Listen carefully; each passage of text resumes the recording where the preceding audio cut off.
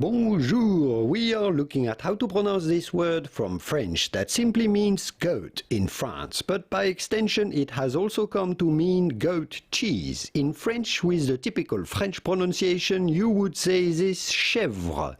Note that in France, if you'd say la chèvre, it would refer to the animal, but le chèvre would refer to the cheese, because the cheese is masculine in the French language, while the animal is feminine. That's just the way it is. Now in English, this would obviously refer more often than not to the type of cheese. Goat cheese, French goat cheese perhaps, and you would pronounce it chèvre, chèvre, while in French, chèvre.